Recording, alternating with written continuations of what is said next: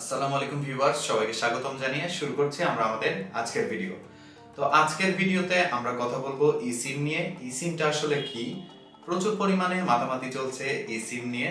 তো আমরাও আমাদের ভিউয়ার্সদের জন্য আজকে নিয়ে এসেছি ই-সিমটা আসলে কি, এই ই-সিম দিয়ে কি কি সুবিধা পাবেন, কি কি অসুবিধা হতে পারে, বা এই ই-সিম টেকনোলজি আসার পরে আমরা কি ধরনের আপগ্রেড দেখতে চলেছি।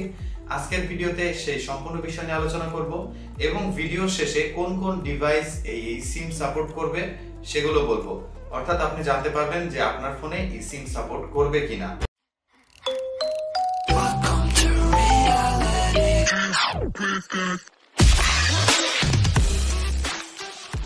বাইরের দেশগুলোতে অলরেডি কিন্তু তারা ই সিম ইউজ করছে, কিন্তু বাংলাদেশের জন্য গুড নিউজ, গ্রামীণফোন রিসেন্টলি তাদের কিন্তু ইভেন্ট লঞ্চ করে দিয়েছে যে তারা খুব শীঘ্রই ই সিম বাজারে নিয়ে আসবে এবং যাদের ফোনে ই সিম এর সাপোর্ট রয়েছে তারা অনায়াসেই এই ই সিম ইনস্টল করে ইউজ করতে পারবেন।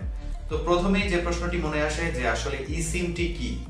আসলে আমরা নরমাল সিম কার্ড দেখেছি যেটি প্লাস্টিক কার্ড দিয়ে তৈরি, এবং এই সিমটি ফিজিক্যাল একটি সিম এবং এটি আমাদের ফোনের মধ্যে ইমপ্লান্ট করে আমরা ইউজ করতে পারি। তো এই সিমটি যখন ই সিম হয়ে যাচ্ছে, ই সিম কথাটির অর্থ হচ্ছে এমবেডেড সিম, অর্থাৎ এমবেডেড সিম কার্ড। এই সিমটি আসলে কোনো ফিজিক্যাল সিম নয়, এটি আপনার ফোনে যখন ইনস্টল করবেন জাস্ট একটি কিউআর কোডটি যখনই আপনি স্ক্যান করবেন, স্ক্যান করার পরে আপনার ফোনে বিল্ট ইন যে ই সিম টেকনোলজি রয়েছে, অর্থাৎ প্রত্যেকটি ফোন যেগুলোতে ই সিম সাপোর্ট করে সেখানে অলমোস্ট একটি ছোট্ট চিপ বসানো থাকে, অর্থাৎ ইলেকট্রনিক ই সিম টেকনোলজি বসানোর জন্য আলাদা একটি আইসি ব্যবহার করা হয় এবং সেই আইসিতে যখন আপনি কিউআর কোডটি ইনস্টল করবেন সেখানে একটি ভার্চুয়াল সিম ইমপ্লান্ট হয়ে যাবে, অর্থাৎ নরমাল সিমের মতোই একটি নাম্বার আপনি পেয়ে যাচ্ছেন এবং নরমাল সিমের মতোই এই সিমটি ইউজ করতে পারবেন, অর্থাৎ নরমাল টেকনোলজির মতোই চালাতে পারবেন। সেক্ষেত্রে কোনো এক্সট্রা হ্যাসেল নেই। তো এখন কথা হচ্ছে এই সিমটি কেন বাজারে এসেছে এবং কাদের জন্য এসেছে। প্রথমত আমি আগেই বলেছি যে এই সিমটি যাদের ফোনে সাপোর্ট করবে শুধুমাত্র তারাই ইউজ করতে পারবেন। যেমন আমি যেই স্মার্টফোনটি ইউজ করি সেখানে কিন্তু ই সিম এর সাপোর্ট রয়েছে, কিন্তু আমি ইউজ করতে পারছি না কারণ বাংলাদেশে এতদিন সাপোর্ট ছিল না, কিন্তু বাংলাদেশে এখন ই সিম সাপোর্ট করছে, অর্থাৎ যখনই বাজারে অ্যাভেলেবেল হয়ে যাবে তখন আমি সেটি কিনবো এবং ট্রাই করে আপনাদের অবশ্যই দেখাবো। তো গ্রামীণফোনকে অসংখ্য ধন্যবাদ বাংলাদেশের মতন একটি দেশে ই সিম এর সাপোর্ট দেওয়ার জন্য। অনেকেই ই সিম ব্যবহার করতে পারছেন না তাদের স্মার্টফোনে, কেননা তাদের স্মার্টফোনে ই সিম এর সাপোর্ট রয়েছে, বাট কিছু করার নেই। আমাদের দেশে বর্তমানে ফিজিক্যাল সিম অ্যাভেলেবেল, সো আমরা একটি সিম ব্যবহার করছি, কিন্তু যাদের ফোনে ডুয়েল সিম এর সাপোর্ট রয়েছে, অর্থাৎ একটি ই সিম এবং আরেকটি ফিজিক্যাল সিম, তারা কিন্তু এখন ইউজ করতে পারবেন নো প্রবলেম, অর্থাৎ একটি ই সিম এবং একটি ফিজিক্যাল সিম। তো যেটি কার্ড বা প্লাস্টিকের সিম সেটি আমরা বর্তমানে ইউজ করছি। তো যুগ যত সামনের দিকে এগোচ্ছে তত কিন্তু প্রত্যেকটি জিনিস ইউজার ফ্রেন্ডলি এবং কনভিনিয়েন্ট হয়ে যাচ্ছে আমাদের জন্য, কেননা ছোট থেকে ছোট করা হচ্ছে। স্বাভাবিকভাবে একটি উদাহরণ যদি দেই, আগে আমরা যে টেকনোলজির কম্পিউটার ইউজ করতাম সেটি ছিল অনেক বড়, আস্তে আস্তে কিন্তু আমরা ল্যাপটপের সুবিধা পাচ্ছি এবং এখন কিন্তু ল্যাপটপের থেকেও ছোট মিনি কম্পিউটার বাজারে চলে এসেছে। ঠিক এরকম ভাবে আগে আমরা যে সিমগুলো ইউজ করতাম সেগুলো ছিল নরমাল সিম, তারপরে কিন্তু বাজারে চলে আসলো মিনি সিম, মিনি সিমের পরে আসলো মাইক্রো সিম এবং তারপরে ন্যানো সিম এবং এখন আমরা পাচ্ছি ই সিম। তো সম্পূর্ণ বিষয়টি আশা করি আপনারা বুঝতে পেরেছেন। তো এখন প্রশ্ন হচ্ছে এই ই সিমটি আসলে আমাদের কি ধরনের উপকার হতে চলেছে। প্রথম কথা হচ্ছে বর্তমানে যে ই সিম বাজারে নিয়ে আসা হচ্ছে, এই সিমটি আসার পরে বর্তমান ফিজিক্যাল যে সিমগুলো রয়েছে, অর্থাৎ প্লাস্টিক কার্ড ইউজ করা হচ্ছে যেটি পরিবেশের জন্য বেশ হার্মফুল। তো সেক্ষেত্রে ইকো ফ্রেন্ডলি টেকনোলজি হচ্ছে ই সিম, এখানে কোনো প্লাস্টিক কার্ডের সিম ব্যবহার করা হচ্ছে না। তো সেহেতু কোনো রকম দূষণ বা কোনো রকম প্রকৃতির উপরে এফেক্ট ফেলার মতন এলিমেন্ট এতে নেই।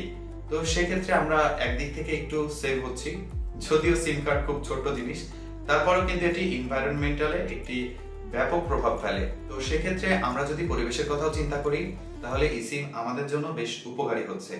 এছাড়াও যেই প্রবলেমটি আমরা ফেস করি অনেক সময়, যেমন ফিজিক্যাল সিম ভেঙে যেতে পারে, হারিয়ে যেতে পারে, কিন্তু ই সিম হারানো বা ভেঙে যাওয়ার সম্ভাবনা খুবই কম, কারণ এখানে কোনো ফিজিক্যাল কোনো ডিভাইস বা কার্ড বা কোনো চিপ আপনারা পাচ্ছেন না, সেক্ষেত্রে হারানোর প্রশ্নই আসে না। আর দ্বিতীয়ত ভেঙে যাওয়ার ভয় নেই, তারপরে কোনো ক্যারি করার মতন ঝামেলা নেই, এখানে জাস্ট একটি কিউআর কোড, সেটি স্ক্যান করলে আপনাদের ফোনে ইনস্টল হয়ে যাবে।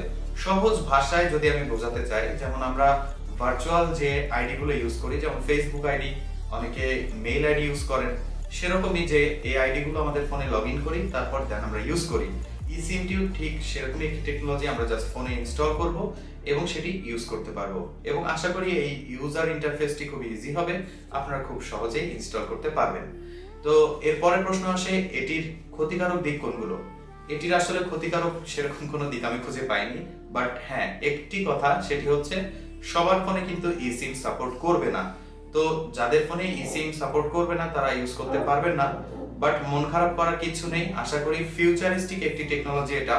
তো ইন ফিউচার যে ফোনগুলো আসবে সেগুলো অবশ্যই ইনবিল্ট ভাবে eSIM সাপোর্টেড হয়েই তারপর আসবে। তো এর পরে কথা বলবো যে কাদের ফোনে eSIM সাপোর্ট করবে। প্রথমত বলছি, ভিডিও ডেসক্রিপশনে আমি লিংক দিয়ে দেবো, সেই লিংক থেকে আপনারা খুব ইজিলি দেখে আসতে পারবেন যে কোন কোন ডিভাইসে eSIM সাপোর্ট করবে। যেহেতু আমার চ্যানেলটি অ্যাপেল রিলেটেড, সেহেতু আমি আপনাদেরকে একটু ধারণা দিয়ে দেই।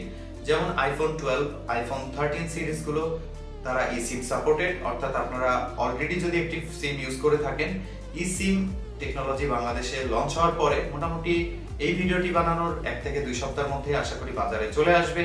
আসলেই আপনারা আরো একটি সিম ইনস্টল করতে পারবেন এবং আপনারা ডুয়াল সিম ইউজ করতে পারবেন। তো এর পরে যে মডেলটি রয়েছে সেটি হচ্ছে আইফোন এসি। তারপর যে আইপ্যাড গুলো রয়েছে, যেমন iPad air 4 generation, iPad pro, iPad 6 generation, এই আইপ্যাড গুলোতে যদি সেলুলারের সাপোর্ট থাকে, অর্থাৎ সেলুলার সাপোর্টেড যে আইপ্যাড গুলো রয়েছে, আবারও বলছি যে আইপ্যাড গুলোতে সেলুলার সাপোর্ট রয়েছে সেগুলোতে আপনারা eSIM চালাতে পারবেন বা ইউজ করতে পারবেন। যদি আপনার আইপ্যাড ওয়াইফাই সাপোর্টেড হয় সেক্ষেত্রে আপনারা eSIM চালাতে পারবেন না। এরপরেও লিস্ট আমি নিচে ডেসক্রিপশনে দিয়ে দিয়েছি, সেখান থেকে আপনারা দেখে আসতে পারবেন কোন কোন ফোনের সাথে eSIM কম্পিটেবল এবং এই মুহূর্তে কোন কোন ফোনে আপনারা eSIM ইউজ করতে পারবেন। তো যারা অ্যান্ড্রয়েড ইউজার, আমি জানি আমার ভিডিও অনেক অ্যান্ড্রয়েড ইউজার বন্ধুরাও দেখেন, তাদের জন্য বলছি আপনাদের জন্য সুখবর, অ্যান্ড্রয়েডেও কিন্তু eSIM সাপোর্ট করে। তো টেনশন নেওয়ার বা চাপ নেওয়ার কোনো কারণ নেই। তো ভিউয়ার্স, eSIM বাজারে আসার পরে কিনে আমি সেটি কিভাবে সেটিংস করতে হয় এবং কিভাবে আপনাদের ফোনে ইনস্টল করতে হয় সেই বিষয়টি অবশ্যই দেখিয়ে দেওয়ার চেষ্টা করব। তো ভিউয়ার্স, ভিডিওটি কেমন লেগেছে অবশ্যই কমেন্ট সেকশনে কমেন্ট করে জানাবেন। ভালো লাগলে একটি লাইক দিবেন। আমার চ্যানেলে নতুন হলে অবশ্যই চ্যানেলটি সাবস্ক্রাইব করে বেল আইকন প্রেস করে রাখবেন। আর সুস্থ থাকুন, ভালো থাকুন। আমার চ্যানেলের আগামী ভিডিও দেখার আমন্ত্রণ জানিয়ে আজকে এখানে শেষ করছি। আল্লাহ হাফেজ।